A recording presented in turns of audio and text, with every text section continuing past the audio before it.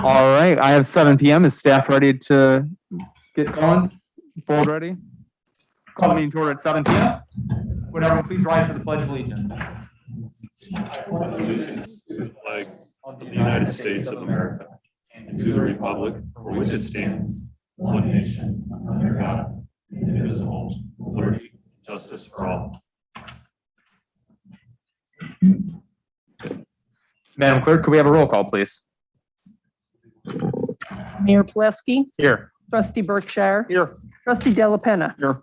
Trustee Domke, Here. Trustee Lanisa. Here. Trustee Prokowski, Here. and Trustee Trejo. Here. You have a quorum. Thank you so much. We'll move to presentation of the prepared agenda. Do I have a motion to approve the agenda as presented? We'll move. Do I have a second? Thank you. All those in favor, please signify by saying aye. Aye. Those opposed, nay. Any abstentions? Seeing none, that motion carries. We'll move to Village Board public comment. Anyone wishing to provide a comment on a topic or an agenda item may address the Village Board during the public comment and public hearing segments of the board. We do accept comments submitted online by 4 p.m., as well as those that join us today in person. Madam Clerk, do we have any submitted ahead of Yes, time? we do. This comment is from a Roselle resident who wishes to remain anonymous. And they state, the village is doing fireworks for Labor Day, which is fine, but could the police please stop the people who go into and around Mannery Park whenever there is a holiday and set off compression bombs and firecrackers and who all knows what else? They usually start when it gets dark and keep going until sometimes 1 to 2 a.m. in the morning. It is illegal, dangerous, and annoying. I would appreciate your help. Appreciate it. Thank you. Chief, do you have anything that you want to add just off the cuff? We respond as many calls as we can, especially during the 4th of July. There's a lot of fireworks calls. We respond to as many of them as we can, and our intent is always to return peace back to the neighborhoods. If needed, we do issue citations. We have not done that in the last couple of years, I will say that. But we do respond to all the calls, and we are trying to be proactive as we can. But during that time of fireworks, there's a lot of fireworks that take place. All right, thank you so much. And I know we're going to have our luncheon tomorrow with our mutual public bodies, so we can bring this up with the Medina Park District to kind of discuss. I think access to the park after hours is probably another remedy we can engage them with as well. Are there any other members of the public that wish to speak at this time? Yes, ma'am. Can I just stand here? If you don't mind, please approach the podium just so we can sure. have it for our online participants and state your name. First time. Hi, I'm Michelle Caravello. I'm a resident here of Roselle, and I come with members of our Seasons 4 HOA board. We are a subdivision that I guess a drainage study has been done in our area and also in other areas. I've been in contact with Kristen. I'm not sure if she's here. Good to meet you. She's been very helpful in giving me information on this, and we just have an area of our subdivision that floods a lot. We have residents here that have homes there. It's affecting our pool and things of that nature. So we're just really happy that things are moving forward. We hope that it is included in the budget that's upcoming. And that's pretty much it. I'm not sure if any of my other board members or residents want to speak. But Sure. Thank you so much. And we did receive that report, and so we did have a special meeting to discuss all sorts of different projects regarding stormwater management as well as sewer and water treatment. And so we'll probably see these phased in over a series of years. just due to the scale and the costs associated with it. So, but we will be continuing to invest money in these kinds of areas, and this was a great way for us to start to investigate what we need to do. So, anyone else from the group that wants to discuss it at this time? All right, Terry, you had a public comment you wanted to provide as well?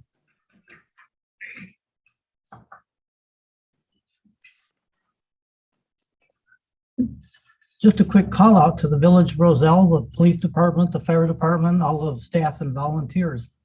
Awesome job on the fireworks on such a truck. I really appreciate the attitude of all the people that were out there, including police and fire.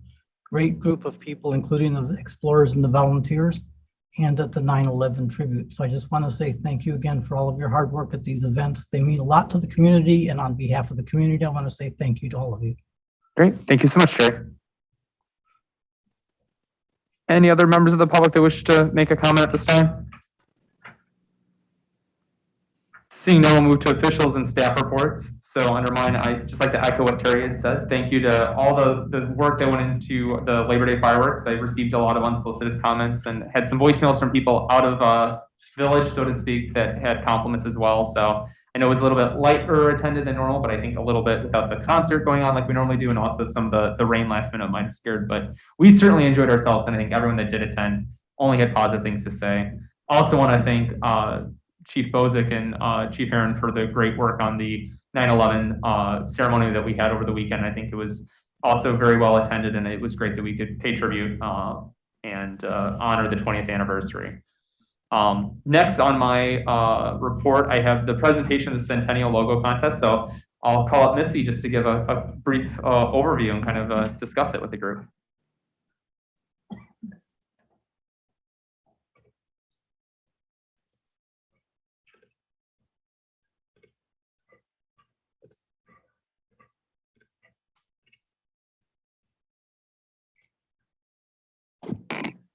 All right, I'm happy to announce that we've chosen the winner of the logo design contest for the Centennial.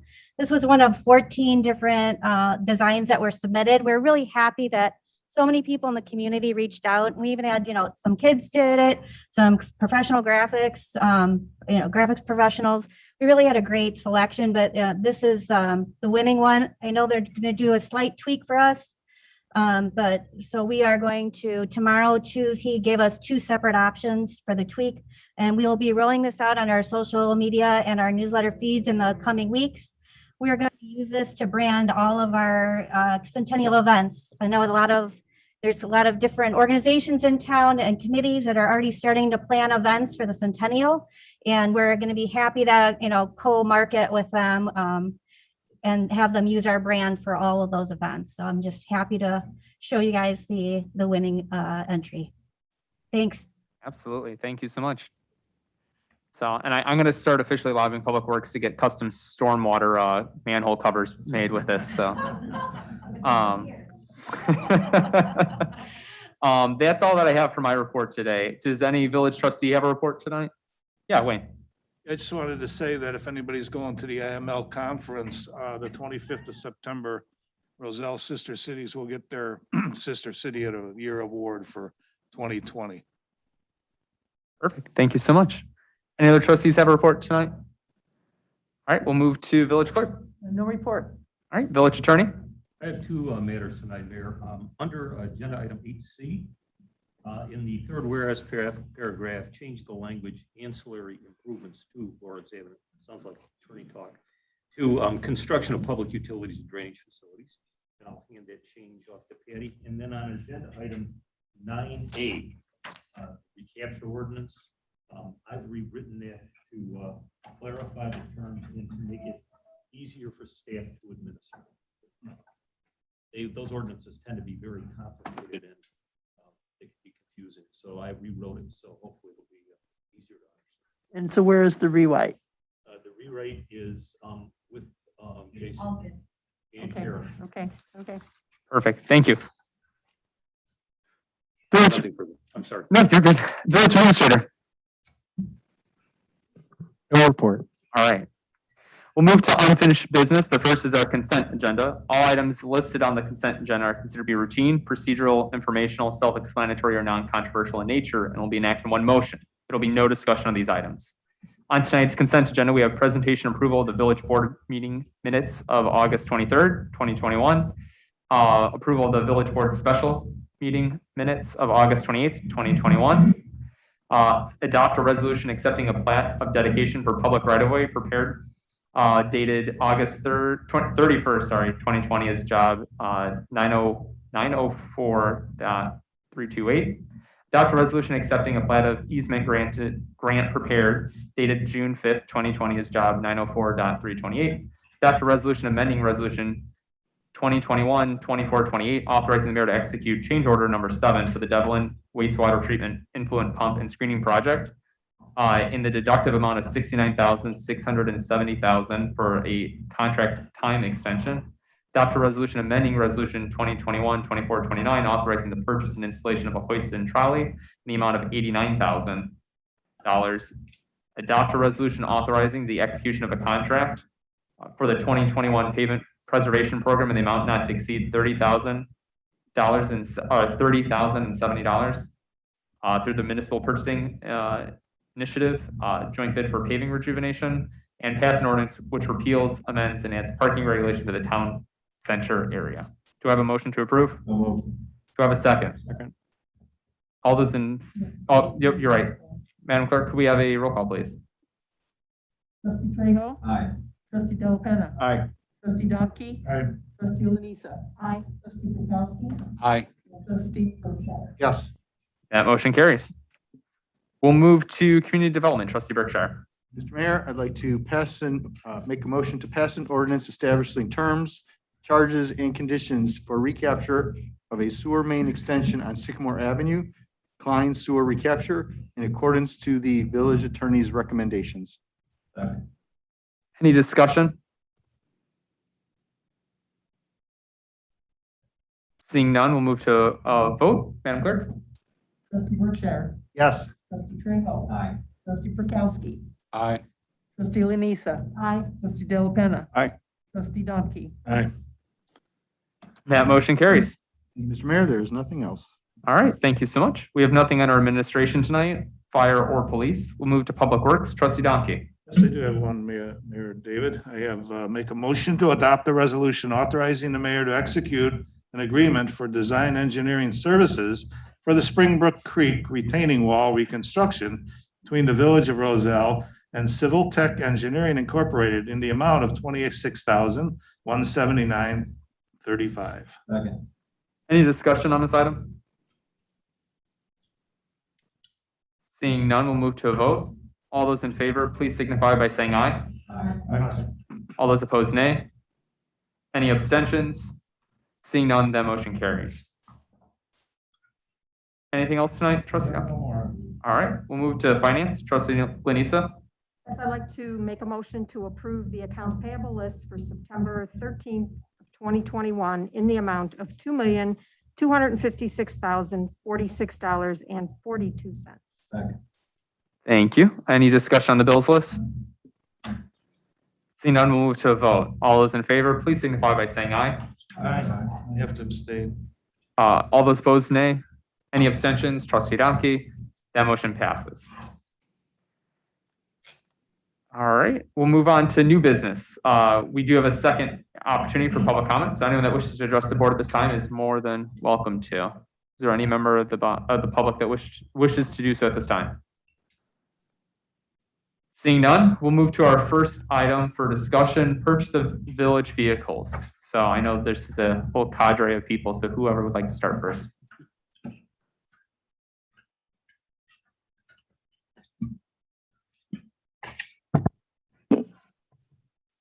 All right, so if I take off my mask for a minute, Yes. okay, I can see. Now my glasses won't be fogged up, so thank you. The next item before you is a discussion regarding purchasing of vehicles in 2021 as opposed to 2022. Chief Steve Heron and I are going to be discussing that as it relates to both Public Works, the Police Department, and Community Development.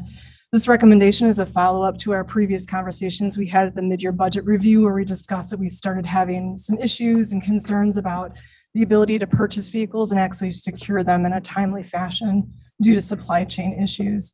what I really wanted to highlight a little bit is the issues that we have been experiencing. We've had the basically instability in pricing and the ability to actually get stable pricing in a timely fashion to get that to village board and turn around and get those vehicles purchased. Typically, vehicles hold their pricing for about 60 days. We've been noticing it's been more in the range of 15 to 30 days, which is not giving us enough time to get that information to the board for your review and approval. And even more unstable is the upfitting portion, which has been more of around a week to 15 days that we've been getting that pricing. We have continued to see significant increasing in pricing of vehicles and their upfitting. We also are seeing cutoff dates being changed quite frequently. So originally the cutoff dates are pretty stable. We know when they are. We get our vehicles purchased. What we've been seeing is they've been cutting off the dates without even warning sometimes, giving us no opportunity to purchase a vehicle or get before you to do that. The other thing is the production and delivery. The current delays are significant. For example, our snowplow truck, our loud snowplow truck that we purchased in February of this year was supposed to be here by September, early September. We're not even sure that we're going to get it by the end of the snow season for this upcoming season into 2022. So we're hoping to be able to purchase vehicles a little early by those cutoff dates so that we actually can secure those vehicles within 2022 as opposed to pushing them out one more year. In Public Works specifically, we have 4 vehicles being proposed. 3 of them were originally proposed as part of the 2021 budget. 2 of them are still within that budget. One of them we actually pushed out to 2022 just because we knew we would not be able to secure it in time. And the 3rd vehicle, or the 4th vehicle for Public Works, is also being proposed in 2022. All of them are 2008, most of them are 2008, 2011 vehicles. They're well within the time frame that we typically replace those vehicles. And then we're just asking to get those purchased now to be able to secure them for the next fiscal season. I'm going to touch really quick on community development's vehicle before Steve talks about the well, I can take yours too, but I'll let you do that. So in the community development department, we have a hybrid vehicle that was passed down for Public Works many years ago. Currently, the transmission has failed on that vehicle. Transmissions are no longer available new for that vehicle. They would only be a rebuilt used transmission, which would cost about $2,500, given the fact that that vehicle is already on a hand-me-down from one department to another and well past its kind of useful life, and the fact that the hybrid system no longer works in that vehicle and hasn't worked for many years. We're recommending to also be adding to the equipment replacement program the purchase of a new vehicle in community development. The reason for that is that position has changed over time. It requires a reliable vehicle that our code enforcement person is out in the community daily. And we feel it's a good representation for him to, be driving a vehicle that looks appropriate for the position, but also is reliable for what his needs are. That vehicle is being proposed as a hybrid vehicle, which Steve will be talking a little bit about that as it relates to the police department. And that would be the same situation that applies for this vehicle as well.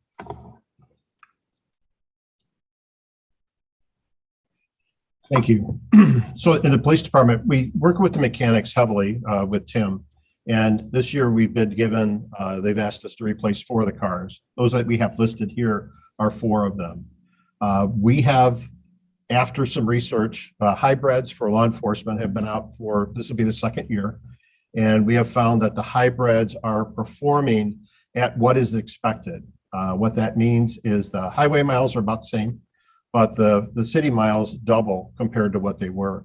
So we anticipate a savings of about $12,000 in fuel savings over the life of the car compared to what it is. The cost of the hybrid cost is about $3,000 more to get the hybrid engine.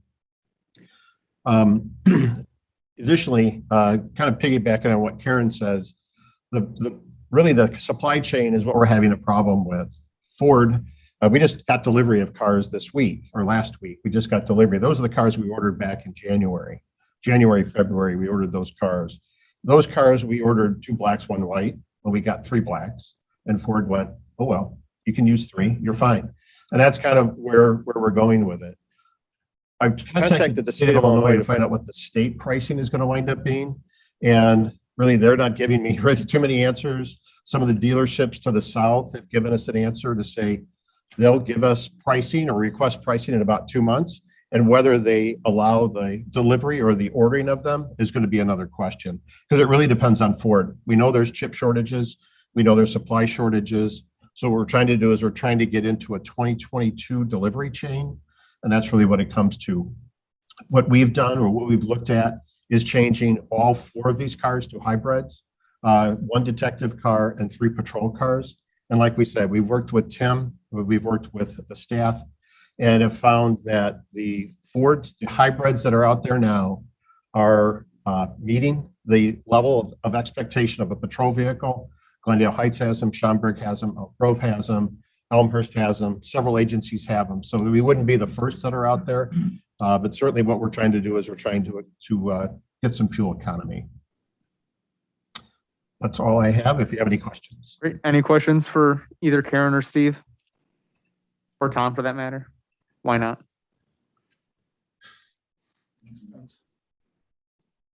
So consensus is to move forward with it? Yes. All right, you've got your direction. I mean, it's, As presented in the memo, then staff is authorized tonight to purchase them, submit or purchase orders with Ford, so we don't lose 2 weeks. We couldn't see increased pricing, then it's just a formality, if you will, 2 weeks from now that the board approved that. Okay, just want to make sure everyone's on the same page. Thank you. Yes, I thank you. think just for everyone online, just to note, we account for this in our budget based on delivery date. So given the shortages, we would still be accruing these in 2022, but because of the economy and where it's at, we're trying to be as efficient as we can as a village, because if we have further delays in production, then that could really jeopardize our ability to deliver services. And I appreciate the ability to move to hybrids and whatnot. I think that helps set a good example for the community and whatnot. We'll move to the Lexington Annexation Agreement Amendment. So, Karen?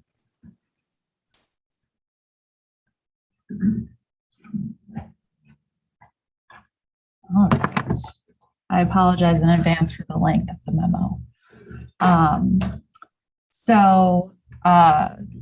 We did the preliminary approval for the Lexington Townhome Project, which is the southeast corner of Rodenberg Road and the tracks directly south of Schaumburg Airport. Earlier this year, we did the preliminary PUD and the rezoning. Final approval is contingent upon amending the original annexation agreement. The original agreement had all the details for the previous 7-lot single-family home subdivision. So we had to change or amend the agreement anyway to update new plans. And then as this is a different sort of development and situation, there are several other changes that I would like to receive feedback on in order to schedule a public hearing for the amendment. So the first one is the wetland. The property itself is over 30 acres. About 22 of them are wetland. The original subdivision had approval from DuPage County to deed the wetland over to the county. The county in the past 3 years has since changed their practices and will no longer accept that. So we've been working with the developer who's here tonight to answer any questions on sort of how this wetland is maintained, as we know it's sort of a crucial stormwater appurtenance in the village. It holds a lot of water, it drains through the village, it accepts a lot of water from Schaumburg. So we just want to make sure that we're not making the situation worse by any development that occurs. So the proposal for the ownership of the wetland is for the HOA to own the wetland. The HOA has to be formed because the roads are private as well, and they have several stormwater detention outlots. The amendment will require the HOA to be formed upon turnover from the developer, and then the amendment will also require that the HOA creates basically an account in their budget to make sure that money is set aside every year from dues towards the maintenance. And then in a further step to ensure that maintenance of this wetland actually occurs, the developer has agreed to allow the village to set up a backup SSA, a special service area. So we would do it over the entire development, but we would not incur any property taxes being generated until the village has to step in and do any work. So it's really there as a backup to ensure that the village, all of the taxpayers of the village are not fronting the maintenance of this wetland for the subdivision, but rather the homeowners that live there who haven't been doing proper maintenance and setting aside money, they're the ones who pay for it. And we're proposing to include the stormwater detention, the wetland, and the buffer for the wetland in the SSA, just to make sure that everything gets maintained properly. Number 2, utility construction. We just discussed with the developer. They're not going to pursue constructing water and sewer mains prior to permit approval. They're thinking that they're not going to even have time to do that work before the weather turns. So this number 2 in the memo can essentially just be deleted. And then site clearing.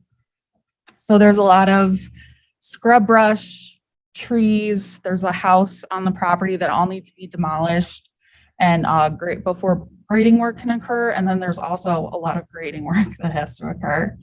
So the developer has requested the ability to start grading work with staff approval prior to finalizing the PUD and the amendment, just so they can start clearing the site so they can get ready to put foundations in. They want to put at least a few before the weather turns. So staff has already kind of reviewed the trailer plans and approved those. So we haven't issued the permit because I wanted to receive concurrence from the board on how to move forward for that. The 4th is construction hours. Currently, construction hours are 7 a.m. to 6 p.m. Monday through Friday. They've requested the ability to work on weekends. So 8 a.m. to 6 p.m. on Saturdays. And then they've also requested to do some site and grading work, particularly this fall, as they're trying to get ahead of the weather a little bit with grading, to work from 9 a.m. to 3 p.m. on Sundays. And again, that would be specifically for earth and site work only. It would not be sort of the vertical build out of the units or anything like that. So you're not going to have nail guns going off at 9 a.m. on Sundays or anything. And then the final thing is coming soon sign. They want to put up a sign to sort of announce that they'll be selling lots soon for the townhouses, and then display for sale signs throughout construction to sort of sell units. So that's it. All right, any questions? Bruce? I have a lot. So we'll start with the wetlands. Since the county's not dealing with that anymore, and you've got a 3-year buffer, is there any potential risk or is there any language we may need to take into consideration that the HOA tries to sell that off? Is there a concern or a risk associated with that? Because that's their land now. And if they don't maintain it or they don't do anything, we run the risk. I'm just asking the question. The SSA will run with the land. The SSA will be finding on subsequent purposes, as SSAs are. But the scale of the SSA versus the statute rules. We'll need to do that if we really want to protect the village while the property is owned by the developer. But you don't want to wait until the owners association takes control of those areas, because then you could face a reverse referendum to try to set aside the special use. So if you do it within the ownership of the developer and the period of time that the SSA can be set aside, that's it. It's done over with at that point, unless you go in later to try to amend it, and that changes. But to maintain it as that, it will be binding upon the successors and assigned enforceable by the village.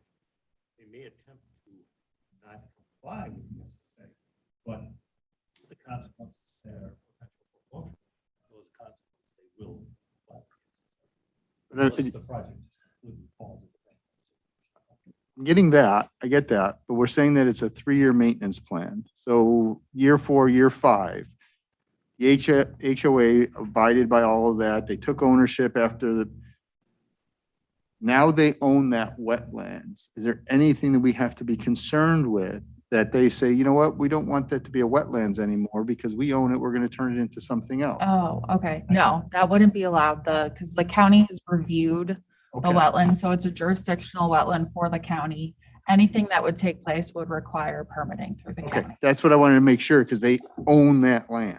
Yep. So, SSA is owned for the 3 years by the developer. The developer's bound under the terms and agreement for the 3 years. And once they give it up, the SSA ordinance still active. thank you. So then my next question has to do with the fact that they're going to do site clearing and foundation pouring. You're going to do foundation pouring, but in the order this was, you were going to first put the utilities in. So now you're not going to do utilities. So are you still going to do foundation pouring? Because that seems sort of backwards. You're going to do all this grading foundation, then you're going to come in and trench. Sure. Hi, good evening. My name is Nate Weinsma. Regardless of if there were questions, I wanted to be here tonight because we're going to be doing business in the village, and so we'd like to meet you and get to know you a little bit. But yeah, just to give you a general overview and answer to your question, what we would anticipate is we're scheduled to close on the 22nd. Sometime after that would be demolition and clearing, which is going to take a little time. There needs to be all that work and grading completed to some extent before we could consider any vertical construction, starting with foundations. The likelihood is by that time, we've already been back here with the final plat, and we've commenced, I think we'll get permits by then, commenced undergrounds.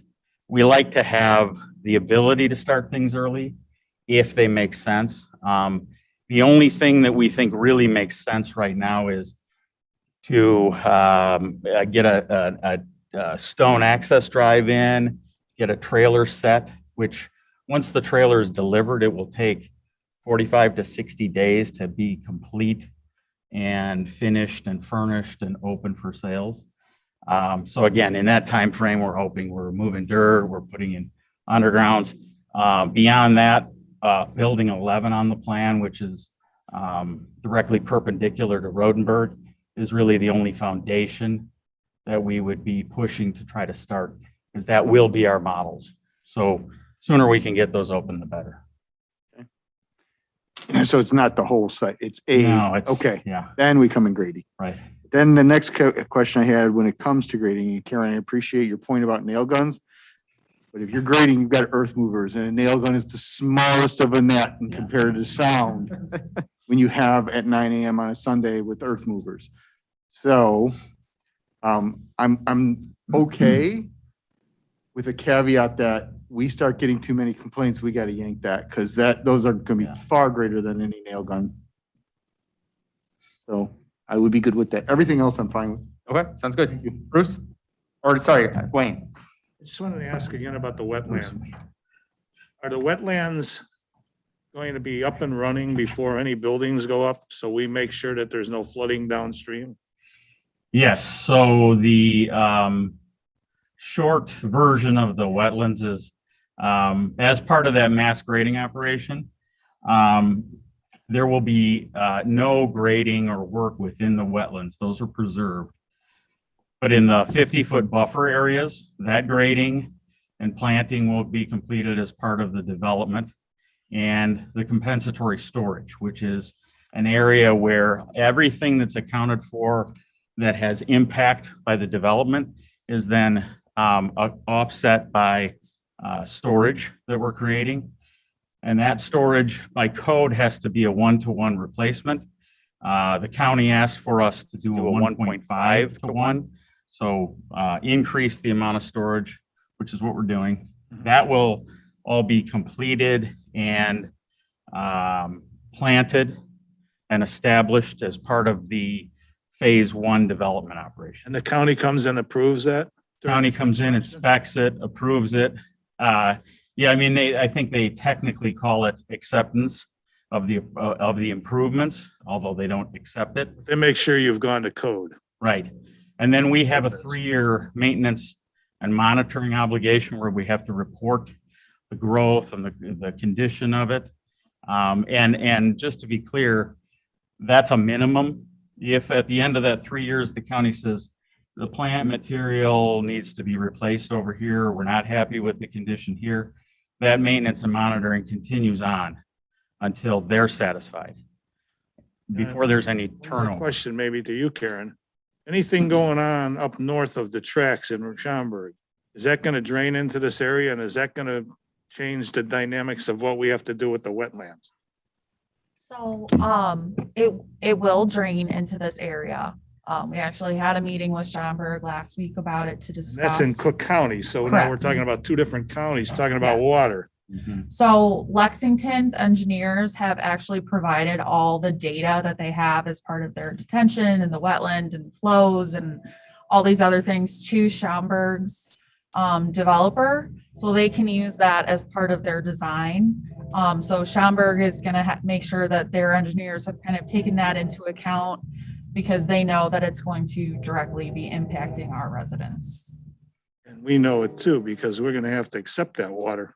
Yes. And we've been advocating consistently for the most stringent application possible. And the biggest problem from my perspective, and Jason or Karen, step in and let me know, but they look at it from a county perspective differently as far as how they evaluate water and what remediation has to occur. So we're trying to figure out and understand what is the best play for us in that. But we've been having good conversations, I would characterize it as, and open and transparent. So, you know, there's no ink on paper yet, but we're continuing to have conversations there. Yeah, and the developer in our meeting, Schaumburg was saying the developer has kind of just submitted their first set of staff review of plans. And they're already kind of exceeding Cook County requirements, maybe. We don't know for sure, but there's definitely, Schaumburg's saying it's a positive improvement. So they'll be sharing those plans with us so we Well, can. everybody's going to watch to see how the 2 communities work together. Yes. Okay. All right.